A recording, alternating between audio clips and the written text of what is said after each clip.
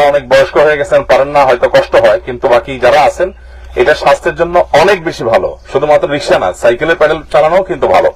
তো যাই হোক, আপনারা রোজা রাখবেন। প্রয়োজনে এক বেলা কাজ করলেন, আরেক বেলা রেস্ট করলেন, প্রয়োজনে সন্ধ্যার দিকে কাজ করলেন, প্রয়োজনে এক মাসের কম কাজ করলেন, অন্য মাসে পোষায় নিলেন, ডাল ভাত খেয়ে কোন রকম রোজাটা রাখবেন। মুসলমান হিসাবে আমাদের আল্লাহর কাছে যেতে হবে না? অতএব আমাদেরকে অবশ্যই রোজা রাখতে হবে। আল্লাহ আমাদেরকে সে তৌফিক দান করুন। কথা কোন ঠিক না বেঠিক? এরা তো ঈমান ধ্বংস করে মানবতার নামে, দান করার নামে। ওই সুনামগঞ্জের বন্যায় গেলে মুসলমান হওয়া যায় না। দান করার নামে বলে ইমান ধ্বংস করে দেন। শালার মতো কয় কি, কত বড় মিথ্যাবাদী। চিন্তা করেন তার হিংসা কতটা বেশি।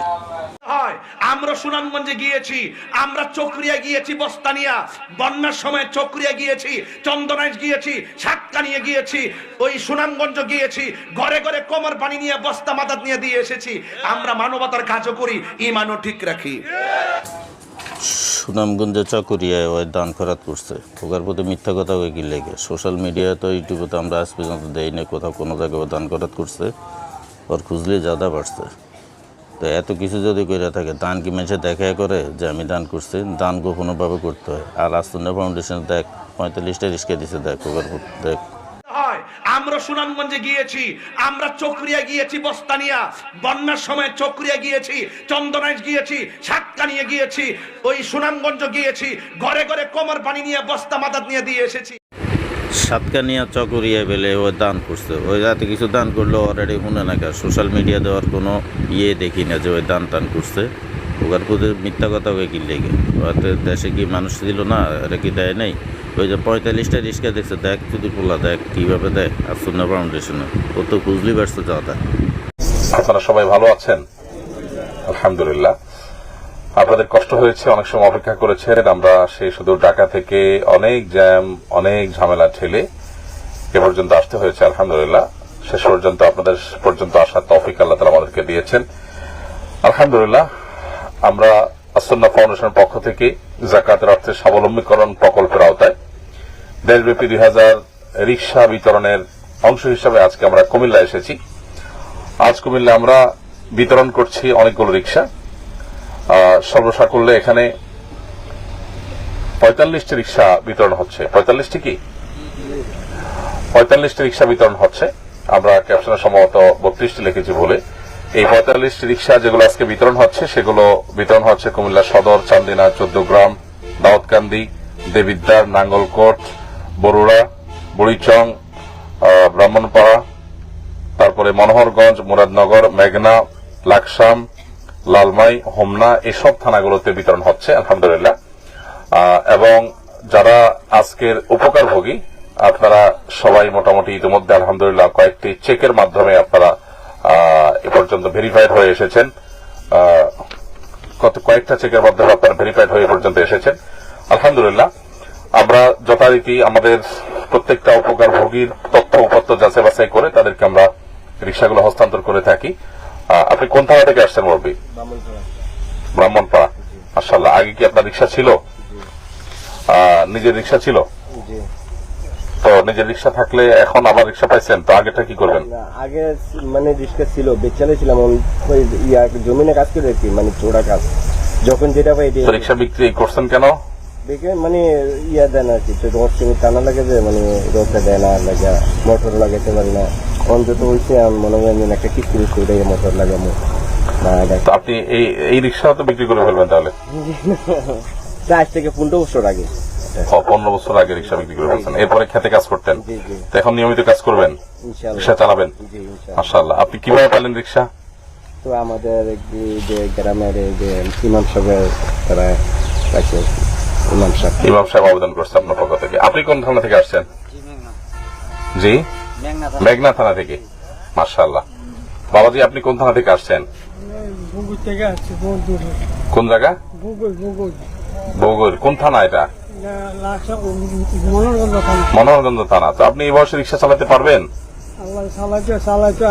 চালাইতেছেন না? এর আগে আপনি কি ভাড়া চালাতেন? ভাড়া চালাতেন। কত দিতেন ভাড়া ডেলি?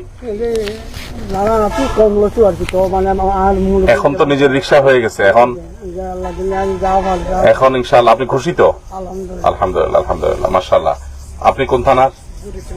বুড়িচং থানা। আপনি কিভাবে রিক্সার আবেদন করছেন, কার মাধ্যমে? আপনার মসজিদের ইমাম সাহেবের মাধ্যমে। মাশাআল্লাহ। ভাই কোন থানার? হ্যাঁ, নাঙ্গলকোট থানার। মাশাআল্লাহ। আপনি কোন থানার? হ্যাঁ, দাউদকান্দি। আপনি কোন থানার? 14 গ্রাম। মাশাআল্লাহ। আপনি কোন থানার?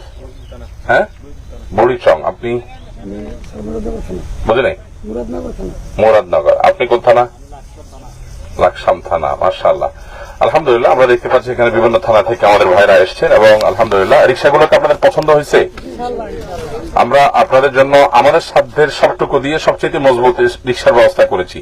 স্টিল বডি এবং সবচেয়ে শক্ত এই রিক্সা হেফাজত করা কিন্তু আপনাদের দায়িত্ব। হ্যাঁ, এটা সংরক্ষণ করবেন, রক্ষণাবেক্ষণ করবেন এবং এটা যাতে সুন্দরভাবে সুচারুরূপে পরিচালনা করতে পারেন সে চেষ্টা আপনারা অব্যাহত রাখবেন এবং আপনারা সবসময় খেয়াল রাখবেন যে রিক্সা কোনোভাবে যেন হারিয়ে না যায়, চুরি হয়ে না যায়। অনেকে ফ্রি বা আল্লাহর রাস্তে পাইলে সেটার আর কদর করে না।